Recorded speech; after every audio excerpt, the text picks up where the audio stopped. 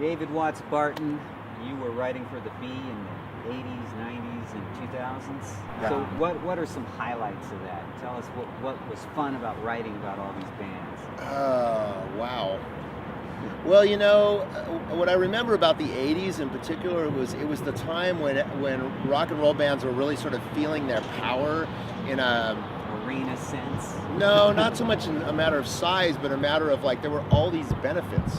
There were all these tours. It's when they started doing the Amnesty and National tours, and U2 came along, and Peter Gabriel, and there was also and there were big. And it was also we had the beauty, the luxury of having Bill Graham be the main promoter around here, and the guy really was so in love with music and musicians. I mean, I think that we see now it's all just a big money game now. And it's not that people don't care about the music, but because they do. But Bill had a depth, and it really communicated to everything he did. And even, you know, it goes back to last time. I remember friends going to see the Last Waltz concert in 1976. And I didn't go because I wasn't really keyed into the band that much, although I had seen them already on a Crosby, Stills, Nash & Young tour. But I don't know, for whatever reason, I just didn't go. It was sold out for one thing, but I didn't try real hard to get in. But he would do a whole thing, like he'd do dinner. He'd do Thanksgiving dinner. That show, they don't show it in the movie, but the Last Waltz was a Thanksgiving dinner. And they served Thanksgiving dinner to everybody in Winterland, and then they had the concert. Wow. Which is, when you think about it, it's like, are you kidding me? I mean, nobody would do that now, and if they did, they'd charge you $1,000 a piece to go, and it was like $15 or something. So Bill was really into that, and they did a lot of big tours. And there was like the arms benefit, which was for Ronnie Lane from the Faces, because he had multiple sclerosis, and so they did a tour, and they ended up having Eric Clapton, Jimmy Page, and Jeff Beck on this tour. And I remember that they finished the show with Layla, all three of those guys playing the guitars on Layla, and there were just a lot of those big tours, and Amnesty International tours, and Bill always made sure that it was a big deal, you know, it was special, you know, and that's what I remember about the 80s in particular. And then that was also sort of a high point for journalism too, and newspapers had a lot of money, which is not true so much anymore. Before the internet age. Yes, and so the Bee sent me to Live Aid in Philadelphia, and they sent me to Farm Aid, and I met Joni Mitchell, and I met just a bunch of people back there. And Joni's the one who stands out because I'm a huge Joni Mitchell fan. Did you interview a lot of artists? Yeah, I did, over the years. Although the one thing about Sacramento is that you always did the interviews as an advance to the show. Okay. So you didn't get to like go interview them at the show or backstage or something. You interviewed them on the phone, which is we still do phone interviews even on Capital Public Radio with Insight. We do phone interviews because a lot of times the person's not here. We want to do and let people know ahead of time that they're doing a show. So I'm going to interview Mickey Hart on Monday, actually. That's awesome. All right. From the Grateful Dead, because he's doing a show at the Colonial, but I can't interview him in person because he'll be here to do the show, and then there's no time, right? Right. And so we did a lot of advance interviews. Let's talk about Capital Public Radio for a minute. You have a show there now. Tell us about that. Well, I'm just filling in. I'm just sort of a bridge. I'm the sort of in-between character. I've gotten to the point where I've been working steadily in Sacramento for such a long time that I really feel the need in my life to kind of bust out a little bit and try some different things and challenge myself a little bit more. And why not radio? And so, well, radio too, yeah. Well, that's, yeah. I mean, I've done a lot of that in the last few years since I quit the Bee, but now I really want to spend more time in New York, and I want to try sort of playing on that level.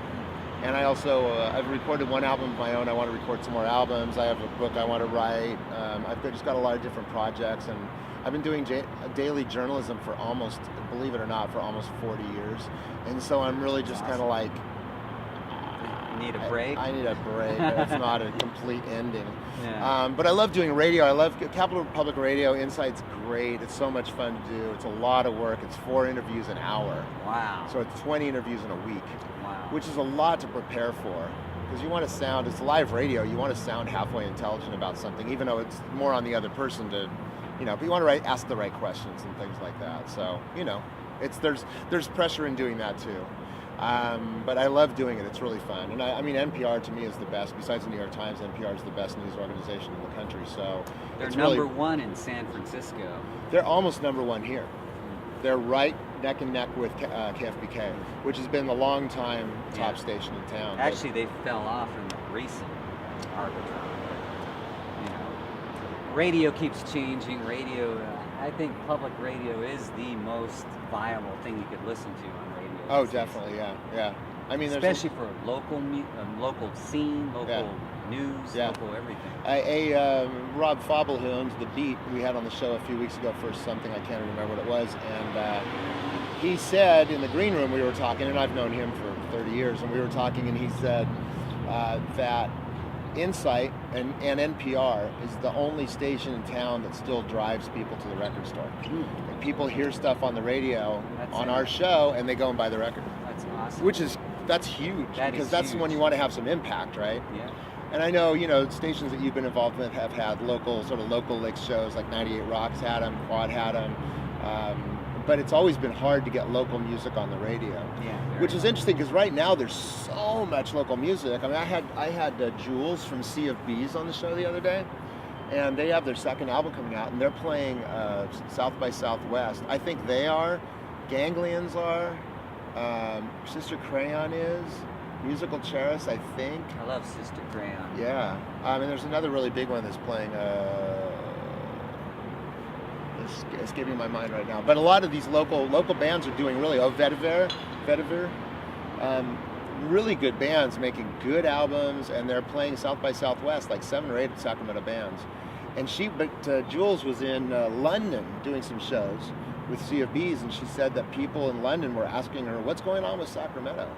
But the funny thing about Sacramento has been, there have been great bands come out of Sacramento. Deftones, Cake, Tesla, Papa Roach, kind of. They're Vacaville, but still, we claim them. And then all the bands from Davis, and then the bands that a lot of people never heard of, like Golden Smog and DJ Shadow. When I think of Davis, I think of Thin White Rope. Thin White Rope. Dream Syndicate was sort of from there. Chris Webster, amazing singer. Probably the best singer ever to come out of Sacramento. And